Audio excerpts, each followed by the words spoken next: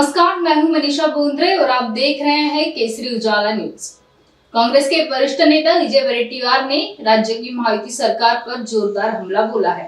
उन्होंने छत्रपति शिवाजी महाराज की मूर्ति ढह जाने पर महायुति सरकार पर आक्रोश जाहिर किया है और कहा कि इस गलती के लिए उन्हें माफी नहीं मिल सकती।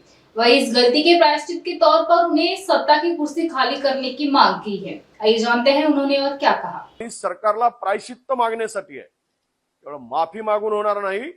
तुम्ही प्रायश्चित्त घ्या, कारण तुम्ही अक्षम्य अशी चूक केलेली आहे, जी चूक मान्यच होऊ शकत नाही, जी चूक मान्य केली जाऊ शकत नाही, अशा प्रकारची चूक या सरकारने केलेली आहे। त्यामुळे या सरकारने प्रायश्चित्त म्हणून सत्तेची खुर्ची उभवण्यापेक्षा खुर्ची सोडा आणि महाराजांची खरंच तुम्हाला महाराजांचा अभिमान स्वाभिमान आणि महाराजांना तुम्ही जर छत्रपती शिवरायांना मानत असाल तर ती खुर्ची खाली करा, खुर्च्या रिकाम्या करा, तर महाराजांना जो स्वाभिमान आहे तो जपासला सरकारने, तो जपला असा मेसेज जाईल। परमिशन देणारच नाही। ज्या हे दुपट्टी मी सांगितलं की नेहमी यांची भूमिका अशी राहिली, कशा ते परमिशन देते, पण आम्हाला परमिशनची गरज नाही।